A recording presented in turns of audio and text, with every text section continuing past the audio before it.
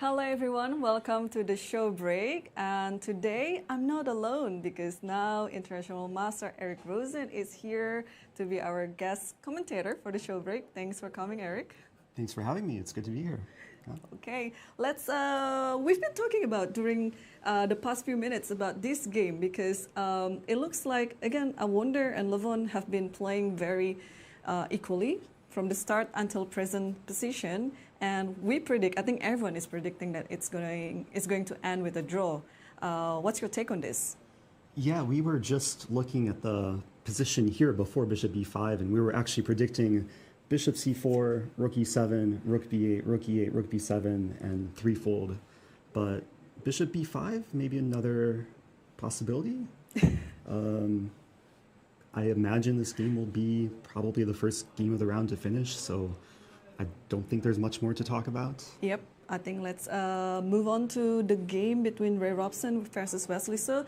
This is also interesting. I think our commentators before, Yasser and Nazi, already touched on this, that I could pull this one up from my own memory because I was there physically watching this game. This variation happened between Gukash versus Wesley So versus Gukash, and Wesley was in this position.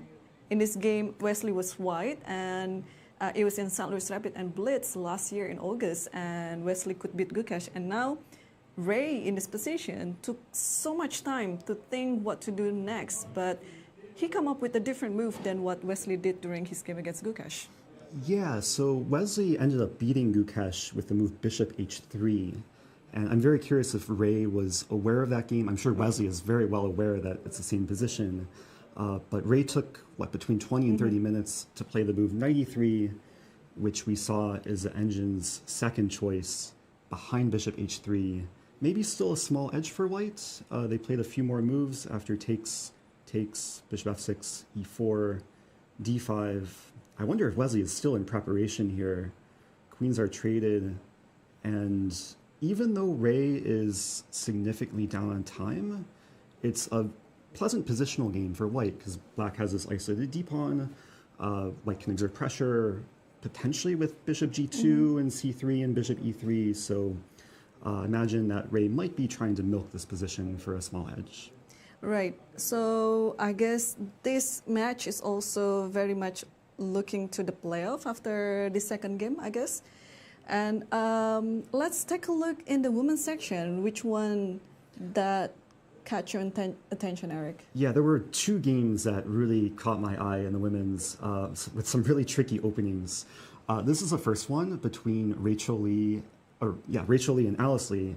If we just go back and look from the start, I know the commentators covered this a little bit, and Alice also talked about this in the confessional, but there's a really, really cool opening trap from this position.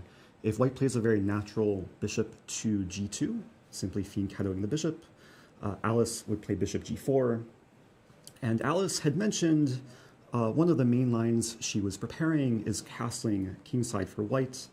I just want to take a pause and acknowledge the move pawn to D3, which also looks very natural, and maybe it looks a little bit shaky at first. Black is able to play knight F3, but white is then much better after king F1, preparing H3, and black's position is unstable. Which is unusual, yeah? Because white already lost the right to castle, and yet white is better in this position. Yeah, because black has kind of overextended and doesn't have a follow-up here. So if we just go back, there's a really beautiful continuation for black in this position that I'm sure Alice would have found if Rachel played pawn D3. I would encourage viewers, if you don't see the tactic, feel free to pause the broadcast, try and find the best move for black. Do you want to do the honors? Knight takes D5. Oh no, my knight. So this is the beginning of a sacrifice sequence. First of all, if knight takes D5, we just take on E2, queen D2, knight F3, and the forks are coming in strong. Takes, black is winning either the knight or the rook. And the more beautiful line is if bishop takes D5, black can play queen takes D5 and say, oh no, my queen. And if the queen is captured, then it's checkmate into very beautiful mating pattern. There's an additional line here. If castling kingside, then there's another queen sacrifice after knight f3. Okay. Okay, if king g2, then we can double check and mate. So Right. king h1. And now it's black to move and force mate. Do you see Knight it? g5. Knight g5. Oh no, my queen. And then bishop f3 and knight h3. Yes. And I don't want to go on too much of a tangent, but there was a game between Andreykin and Karyakin that featured this exact same tactical sequence. I'll just go and show it real quick if we go from the beginning. It was one of the games that inspired me to play the English opening after knight f3, g6. It's basically a reverse version of what the ladies got in their game: bishop g7, bishop g5, knight e7, and in this position, knight takes d4. And Andreykin was white, Karyakin was black, and walked into the same trap after bishop takes d4, queen takes d4. If the queen is taken, then it's checkmate. And after castling knight f6, king h8, knight g4, Karyakin resigned. This was a 10-move game at the World Blitz Championship. Wow. Yeah. I mean, it's definitely useful to know such a trap, especially today we will see a playoff. I'm sure. I mean, it's not. It's not guaranteed yet. But out of 8 matches, how many matches do you think will go to the playoff? Ooh, I'd say at least half of them. Half of them? Yeah, because yesterday the majority of the games were draws, and I think statistically we're likely to see probably at least half in playoffs, which will mean a longer day, more exciting day of chess. Yeah, definitely. Yeah, I cannot wait to see actually, because playoffs in the way faster time control would be very, very interesting. You told me there is another game that you would like to look at. Yes, the game between Tatev and Sicilian. I know the commentators were enthralled with this game after the first 2 moves, e4, e5, pawn d3. I want to give my own perspective because I discovered this move a couple weeks ago when preparing for the St. Louis Masters. Fabiano was top seed in that tournament. Right. And I thought, just for fun, I would download all of Fabiano's recent games and see what he's been playing recently. And he's played this at least a couple dozen times online in Title Tuesday, some of the Thursday Blitz tournaments. And he's been having very good success with this from the white side. And this is not just a way to avoid theory entirely. It's a way to basically go into new theory that a lot of top-level players are not familiar with yet. And then after the tournament, after St. Louis Masters, I didn't end up playing Fabiano, so I didn't get to maybe exploit his D3 line. But he came up to me at the American Cup Blitz tournament and told me he wants some help to make this opening more popular.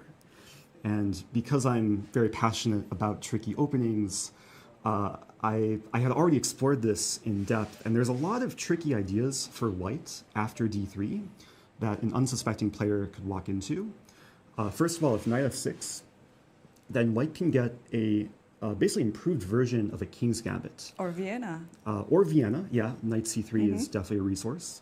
But after pawn f4, it's new territory. Engine will say white is slightly better. After takes, there is bishop takes f4, and a lot of players play d5 online.